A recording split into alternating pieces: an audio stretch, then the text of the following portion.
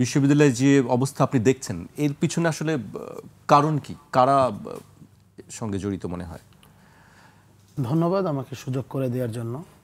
আসলে আমি যদি একটু গোড়ার দিকে যেতে হবে, আমাদের তো প্রত্যেকটা জিনিস আজকে আমরা যে জিনিসটা দেখতেছি সেই জিনিসটার প্রেক্ষাপট যদি আমি এখন না বলি বা পিছনের কী কী ঘটনাগুলো আসলে দায়ী হতে পারে সম্ভাব্য, সেগুলো যদি আসলে আমরা ওই পয়েন্টগুলো ডটগুলো যদি আমরা খুঁজে না বের করি, ডটগুলো মেলানো তো পরে, আগে তো খুঁজে বের করতে হবে। আমি আপনাকে একটা ছোট্ট উদাহরণ দিই। এটা গত বছর অভ্যুত্থানের ঠিক পরপর সময়, দিনটা ছিল হলো গিয়ে 12ই আগস্ট। 12ই আগস্টে আমরা টিএসসিতে বসেছিলাম সবগুলো ছাত্র সংগঠন যখন ওখানের ভিতরে বসা হয়, তো আমি ওই দিন প্রস্তাবনা আকারে দিয়েছিলাম যে আগামীর ছাত্র রাজনীতি কীভাবে চলবে এইটা নিয়ে নানাবিধ প্রত্যেকটা ছাত্র সংগঠন নিজের ভিউ দিয়েছিল। দুটো বাম সংগঠন, আমি এখন সেই নামগুলো আসলে করতে চাচ্ছি না যেহেতু হয়তো বা আলোচনাটা অন্যদিকে যাবে, তারা যখন শিবির ওইখানের ভিতরে উপস্থিত ছিল তারা আসলে প্রোগ্রামটা বয়কটও করেছিল ওই ইসের ভিতরে। তো ওখানে অনেকগুলো ঘটনা ঘটেছে, বাট অধিকাংশ ছাত্র সংগঠন এবং প্রত্যেকেই আসলে জুলাই গণ অভ্যুত্থানের পক্ষে, জুলাই বিপ্লবের পক্ষে নিজেদের অবস্থান নিয়েছে এবং একটা সবাই আসলে একটা চাচ্ছিল, একটা প্ল্যাটফর্ম চাচ্ছিল যেখানে সবাই বসবে, সবাই বসেছিল। তো সেদিন এক একজন এক একটা ইস্যুর সময় ওইখানে আমি প্রস্তাবনা দিয়েছিলাম যে ছাত্র রাজনীতির একটা নতুন রূপরেখা ঠিক করতে হবে এবং আমরা যেহেতু 9 দফার ভিত্তিতে আসলে 1 দফাটাই গিয়েছে, 9 দফায় বলা হয়েছিল লেজর ভিত্তি ছাত্র রাজনীতি থাকতে পারবে না ক্যাম্পাসে। লেজর ভিত্তিটা আসলে কোন পর্যন্ত লেজর ভিত্তি হবে এবং কোন পর্যন্ত দলীয় জায়গা থেকে আদর্শিক ছাত্র রাজনীতির বোঝাপড়া হবে, সেই জিনিসটার আসলে মনে হয় আমাদের একটা লাইন সবার সাথে কথা বলে টানতে হবে যে এতটুকু গেলে সেটা একটা দলের সাথে আদর্শিক জায়গায় মেলে, বা এর থেকে বেশি যদি চলে যায় সেটা আসলে লেজর ভিত্তিক পর্যায়ে পড়বে। কারণ আমরা ক্যাম্পাসে আরও একবার শিক্ষার্থীদেরকে সরকারি দলের বা বিরোধী দলের বা রাজনৈতিক দলের কোনো লাঠিয়াল বাহিনী হিসেবে দেখতে চাইনি। তারপরে সেখানে আরও একটা বড় প্রস্তাবনা ছিল যে পরিবেশ পরিষদ যেটা গঠিত হয়েছিল ওইটা আসলে এখন ইনভ্যালিড, ওটার আসলে গুরুত্ব নেই।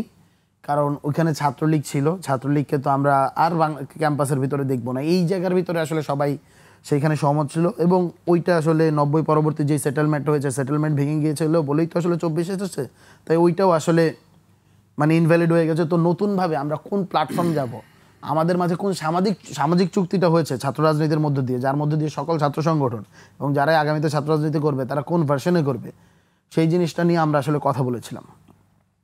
এবং সেইখানের ভিতরে একটা নীতিগত সিদ্ধান্ত হয়েছিল, পরবর্তীতে আরেকটা বৈঠক ডাকা হবে, সেই বৈঠকের ভেতরেই সিদ্ধান্ত হবে কি করবে। এবং 1 মাস কোনো ছাত্র সংগঠন নিজ নিজ ব্যানারে কাজ করবে না, যেহেতু একটা ন্যাশনাল ক্রাইসিস এবং একটা পট পরিবর্তনের সময়, এবং পট পরিবর্তনের মধ্যে সবাইকে আসলে ছাড় দিয়ে চলতে হয়। সবাই আসলে নিজ নিজ ব্যানার বাদ দিয়ে সকলে বৈষম্যবিরোধী ছাত্র আন্দোলনের ব্যানারে 1 মাস তাদের কর্মসূচিগুলো করবে। এই জায়গায় তারা জাতীয় ঐক্যের জায়গা থেকে ঐক্যবদ্ধ হয়েছিল, ছাত্র ঐক্যের জায়গা থেকে ঐক্যবদ্ধ হয়েছিল। ওই কাজটা আসলে ছিল হলো, দায়িত্বটা ছিল লিয়াজো কমিটির, যে লিয়াজো কমিটির প্রধান ছিলেন মাহফুজ আলম, যিনি পরবর্তীতে ইন্টারিম গভর্নমেন্টের উপদেষ্টা হয়েছেন।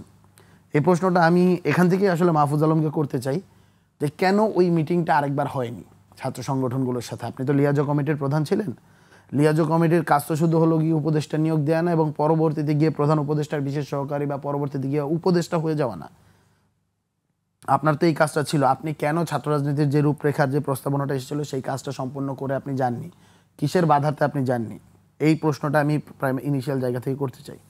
আপনার কাছে কি মনে হয় আমি এই কোশ্চেনটার অ্যান্সার তো তিনি দিতে পারবেন। মানে আমি কি বলতেছি, আমি এখানে ফ্যাক্টগুলো বলবো। আমি শুরুতেই বলেছি যে আমাদের আসলে ডটগুলো মিলাতে হবে, আমি ডটগুলোই আপনাদেরকে দিচ্ছি, কারণ এই ঘটনাগুলো তো আজ পর্যন্ত কেউ পাবলিকলি বলে নাই।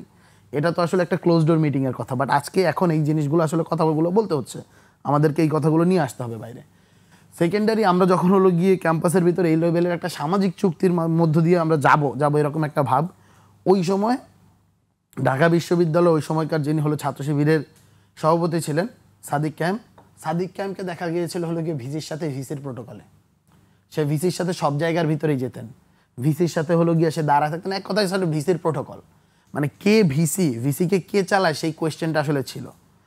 এবং ততদিন পর্যন্ত আসলে সাদিক ক্যাম্পকে তো পরিচয় উন্মুক্ত হয়নি, পরিচয়টা উন্মুক্ত হয়েছিল যখন হলো গিয়ে ভিসি সকল ছাত্র সংগঠনকে আলাদা আলাদাভাবে ডেকে কথাগুলো বলতেছিলেন, মিটিং করতেছিলেন।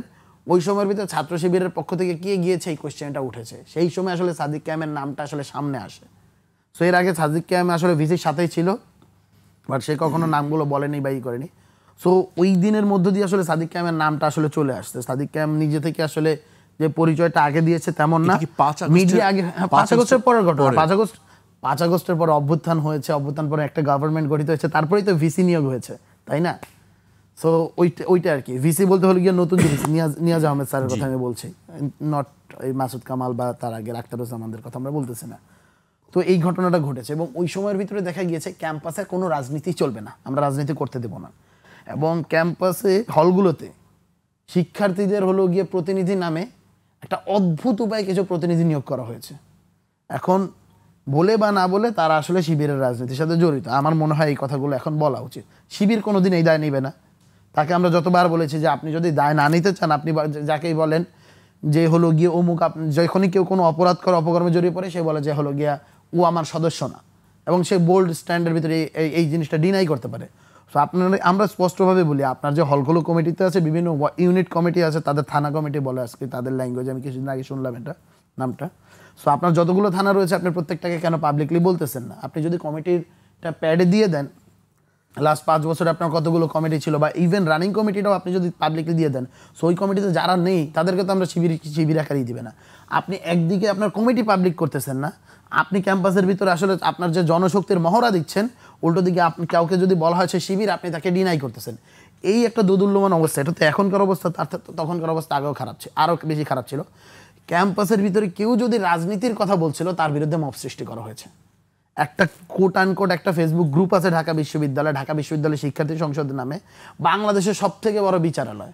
আমরা আগে সিএনজির পিছনে বা ট্রাকের পিছনে বাসের পিছনে লেখা দেখতাম পৃথিবীর সব থেকে বড় আদালত মানুষের বিবেক। আসলে পৃথিবীর সব থেকে বড় আদালত মানুষের বিবেক ছিল না, ঢাকা বিশ্ববিদ্যালয় শিক্ষার্থী সংসদ, যেটার অ্যাডমিনশিপ বিভিন্ন জায়গা থেকে আসলে শিবির দ্বারা নিয়ন্ত্রিত ছিল। পরবর্তীতে এই জিনিসটা আসলে সামনে আসতেছিল শিবির বা শিবির সমর্থিত শিবির মনা আসলে, যদিও যেহেতু তারা বলবে যে প্যাডে দেখাও আমি এইটাই করছি না, বা এটা বোঝা যায় আসলে। সো তারা বিভিন্ন জায়গা থেকে মব সৃষ্টি করে, এবং শিবির তো আসলে ওয়েল অর্গানাইজড, আমরা যেটাকে বলি লেনিনিস্ট পার্টি।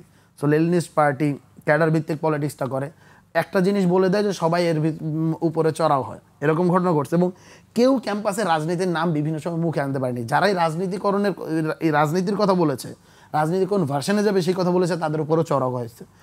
ফলত যে জিনিসটা হয়েছে, ক্যাম্পাসের ভিতরে প্রত্যেকটা রাজনৈতিক শক্তির ছাত্র সংগঠন নিজ নিজ ক্ষমতা বলে, নিজ নিজ সাংগঠনিক যোগ্যতা বলে আবির্ভূত হইতে হয়েছে।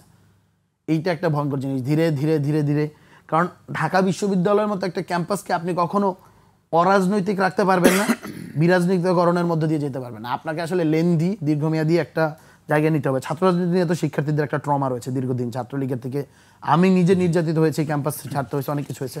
সো শিক্ষার্থীদের কালেকটিভ একটা ট্রমা এর মধ্যে দিয়ে ছিল। এই ট্রমাটাকে আসলে কাজে লাগানো হয়েছে। ছাত্র রাজনীতির গুণগত পরিবর্তন না করে ছাত্র রাজনীতি নিষিদ্ধ চাই নামে যেই ক্যাম্পেইন করা হয়েছে, আদতে তো এইসব জিনিসগুলো আসলে ফাঁপা জিনিস। এটা আসলে আপনি দীর্ঘমেয়াদে কখনো সাস্টেন করতে পারবেন না, বিশেষ করে ঢাকা বিশ্ববিদ্যালয়ের মতো একটা জায়গায় আপনি কখনো সাস্টেন করতে পারবেন না। এইটা একটা বড় কোয়েশ্চেন ছিল, কোনো ক্যাম্পাসেই আসলে এটা সাস্টেনেবল না। আপনাকে যদি আমি একটা প্রশ্ন করি, শিবিরের বর্তমান যে সভাপতি আমাদের জাহিদ ভাই, তিনি কোন ক্যাম্পাসের? খুলনা বিশ্ববিদ্যালয়ের। খুলনা বিশ্ববিদ্যালয় বাংলাদেশের একমাত্র বিশ্ববিদ্যালয় যেটা বিশ্ববিদ্যালয়ের থেকেই আসলে রাজনীতি নিষিদ্ধ। তিনি কি বিশ্ববিদ্যালয় পর্যায়ে কোনো রাজনীতি না করে শিবিরের সভাপতি হয়েছেন? তিনি এটা তো আমরা তো বলি লেনিনিস্ট পর্যায়ে তো পর্যায়ক্রমিক ধাপে ধাপে ধাপে ধাপে আগাইতে হয়। তিনি কি মাঝখান থেকে একটা লাফ দিয়েছেন, জাম্প করছেন? তিনি তো অলিম্পিকের কোনো হাই জাম্প বা লং জাম্পের প্লেয়ার না যে এত লম্বা জাম্প করবেন।